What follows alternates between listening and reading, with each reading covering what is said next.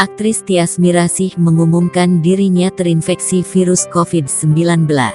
Saat ini ia melakukan isolasi mandiri. Terlihat dalam unggahan terakhir di laman Instagramnya, Tyas sedang berjemur menikmati sinar matahari. Ia juga mengaku telah menjalani isolasi mandiri atau isoman selama 3 hari pasca dinyatakan positif COVID-19.